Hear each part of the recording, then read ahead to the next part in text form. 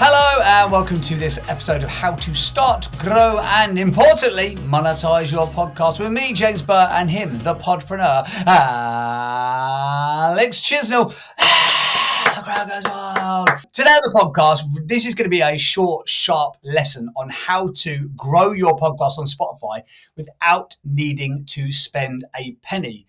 Now, Spotify, and like other social platforms and other sort of formats of media, they have released recently a bunch of tools which make it easier for you to find a new audience for your content. And I thoroughly suggest, again, like a lot of other media platforms, that when these platforms release new stuff, they want you to use it. And therefore, they haven't verified this, but you always see it working.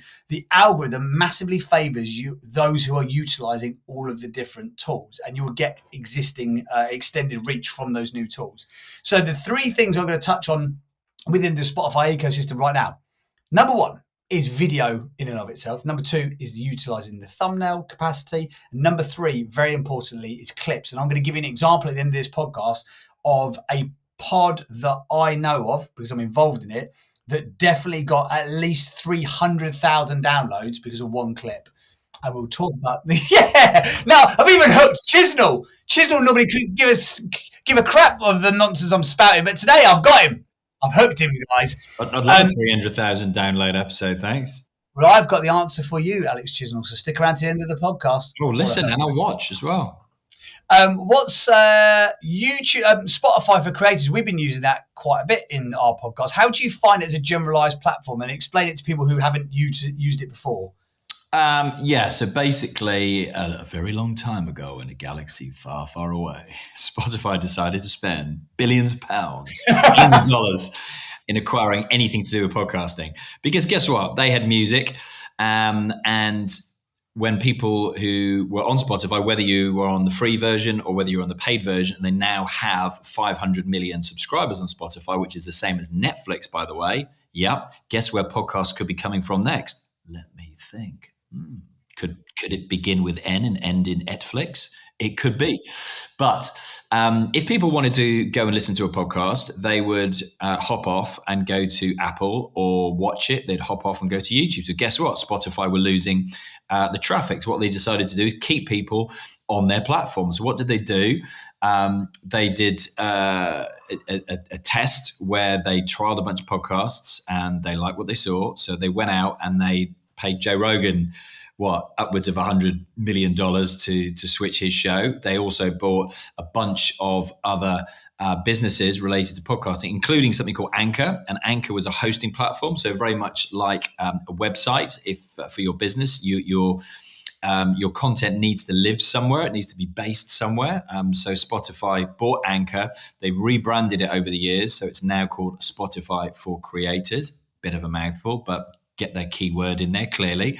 And you can host your podcast on Spotify, and then you can distribute your podcast from Spotify to all of the other distribution channels. So your Apple, your Amazon, your SoundCloud, there's a gazillion of them, right? We've talked about them many times before. And that's what they decided to do. So we as an agency switched all of our shows to Spotify when... a year ago, maybe 18 months ago, now it's 2 years, they also brought on video. So you could host your video podcast on Spotify and play your video on Spotify as well. So whereas before it was only YouTube where you get video podcasts, guess what? Spotify now has video podcasts as well. So for us, that was the decision that we made, because clearly if you've been listening to this show, you'll know that the biggest trend in podcasting over the last 3-4 years has been video podcasting. So it's like, right, that's where the action's at. Apple are clearly not reacting to anything that's happened in podcasting for the last 20 years. So let's go with Spotify. And it's interesting, actually, you've chosen this one to talk about, because accidentally, when I was looking at the dashboard that you get as part of the hosting platform for Spotify for Creators, it just showed me, I think I clicked the wrong button, but it showed me how many people had watched that episode versus how many had listened to it. And 61% of people, I think it was the episode I just released for Screw It, Just Do It podcast. And it was my episode with Piers Linney from A Dragon's Den Investor. And 61% of my audience had watched the podcast. And that was like a total revelation to me. On Spotify? Yeah, I assumed it would Wow. be way, way, way lower. It would be audio heavy, but no. Just wanted to take a quick minute to say a big thank you for watching this podcast. If you are thinking about starting your own podcast to grow your brand or your business, then we would love to help you out. Yourpodcastcourse.com is a place where you can find 55 on-demand videos. There's trainings, there's blueprints, there's guides, there's cheat sheets, there's downloads. Everything that you need to utilize and to start your own powerful podcast is in there right now. It's guaranteed for 7 days. So if you don't like it, we'll return your money, and we're going to start you off with a fantastic offer. Absolutely. Just because you are consuming this podcast for a limited time only, for the first 25 people only this is going to be, we're going to give you 50% off yourpodcastcourse.com. Click the link that's in the show notes. There's information there, and it will be 50% off joining the course. As I say, we will walk you through how to start, how to grow, how to monetize your podcast. We'll talk to you about artwork, setup, names, ideal listener profiles, how to get the ideal guest, how you do the interviews, how you do the 14-day launch process, everything you need to utilize and to know to create a powerful podcast. We will tell you. We've done it 400 plus times.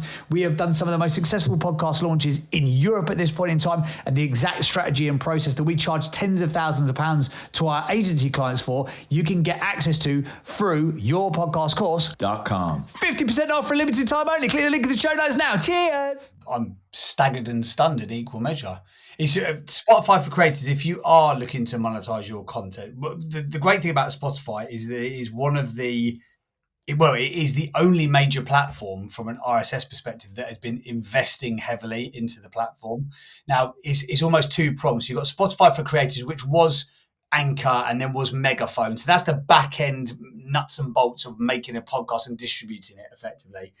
But then on the front end, because Spotify have got the ecosystem on the back end and the front end, in the back end, they're making it much easier for creators. And also they changed the titles. It was Spotify for podcasters. They changed it to creators last year.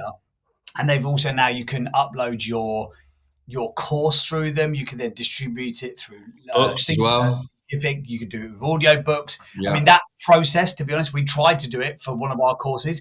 It was a bloody dog's dinner, honestly. Spotify, if anyone's listening from Spotify, it is not a good experience in any way, shape or form, to the point where we literally gave up halfway through, couldn't make it work. But they are going after that creator economy massively. Now, the benefit to you as a podcaster or a content creator and to utilize their platform is the fact they're giving you these tools. It's free, by the way. So the RSS, they don't even charge you to use it, which is mad. You can have multiple shows in one place as well. So that's good as well. So you have one login account. You can have 10, 20, 30 shows or whatever you want to have in there. But also the tools that they're giving you to get discovered really are genuinely working. So yes, you upload the video in exactly the same format as you do to YouTube. So you would take your MP4 file. I think you could do it up to 50 gigabytes. You can have super high quality 4K footage. Yeah, it takes a bit of time to upload it to the platform and for it to ingest it. But, for every hour of video, you're probably looking at 25-minute upload time, depending on your upload speed. It's not the end of the world. But they also give you, very similar to YouTube again, they give you the functionality to put a thumbnail on top of it as well. So people actually see the thumbnail. And then what they will do by default, their AI will be picking a clip that it will show to certain people, or you can, if you think that you're infinitely more intelligent than Spotify, which by the way, you're probably not, you can upload your own clip as well. So let's say for these podcasts, for example, we always try and get one clip of one clip of me and one clip of both of us having a conversation so we could post it across social media. If we wanted to, we could put the clip of up for the first 3 days and see how that performs. Then we could pull that down and we could put a different clip. We could put the clip of me up. Then we could put the clip of the pair of shaking his head. Don't do that. Sex sells, baby. Use Chisnall's face. That's all I'm saying. But we could do all that stuff, which the other platforms are not allowing you to do. Now, real case in point, about 3 weeks ago, a podcast that I do called Business Broadcast, the producer of that, a guy called Chuds, who's Jimbo Sinclair's video guy, messaged me and went, I think something's happening in Spotify. I was like, why is that? He said, because this one particular episode has got 180,000 downloads. 180,000, like that. It happened literally overnight. Really? Now, Overnight, 180,000, not over like a month. No, 180,000. It just popped. There's one clip that just popped. And this was a really interesting point. It drove big traffic to the main episode as well, because that's the other challenge you've got. You can have the world's best trailer, the world's best clip, but it's hard to get people to move from. It is in YouTube, isn't it? It's really hard to do that from a short in YouTube to a main episode. It's very hard. Which you can now do. But let's say, for example, let's say we've got 100,000 people who follow us on Instagram. Even if the clip is an absolute banger, we've now got to bounce them somewhere else.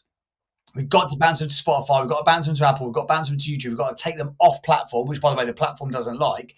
So Spotify have got a mega vested interest to pick the best clip, then to serve that to the audience, and then because they're going to hold you and retain you on that same platform, which is brilliant. The downside of doing video on Spotify initially was, well, look, if you get your reach to a certain place on YouTube, you can monetize the content, which you can't on Spotify, but you now can. Because they are very dubious. I have to point that out. James was very dubious about our decision to move to Spotify initially. Have you had your Spotify money check yet? Yep. Thank you very much. You lying bastard. You have not. I remain dubious until I see the money in the bank. But they've now got a monetization model where they do a share of, I think they do a monetization model where you can, which is based on the ads, very similar to YouTube. But it's also, they do a share of revenue based on premium subscribers, which is the same as YouTube Premium. Question. So with the 180,000 downloads, was there a monetization on that for Jimbo or not? No, because we don't have monetization turned on that account. What can you switch it on? Good question. I don't know. It's got to the point now we've actually got an account executive at Spotify who looks after the account because of it sort of doing well. Okay. So I'll ask the question. Maybe I'll get them on for a little interview sometime. Why not? Now you've got an account executive at Spotify. Can't you have a conversation with Spotify about the courses? That's what I'd be doing. I could do that. I'll do one thing. It would be very long-winded to get someone, but it would start the process, no doubt. It would start the process. You're absolutely right. So, long story short, anyway, we can have this conversation as a post-production of things that James should do as a to-do list rather than having it live on a podcast. But there are... got to leverage your network, folks. Got to leverage your network. But you can genuinely grow on Spotify. It's very hard to I think it's nearly impossible to organically grow on Apple other than appearing in curated categories and charts and that stuff. That's still a bloody slow burn, even if you are in one of the top rated categories. But Spotify is proactively trying to help that podcast genuinely find an audience. So adding video, adding clips and adding a thumbnail is definitely worth doing. Do it at the same time as YouTube. So if you're doing the upload stuff and if you're like, oh my God, it sounds like more work. It is a bit more work. Tough bloody luck, but the rewards might be infinitely more valuable than the time that you're going to invest in doing that. And if you're uploading to YouTube anyway, then it's the same exact process. So definitely go and give it a look. Check out Spotify for Creators.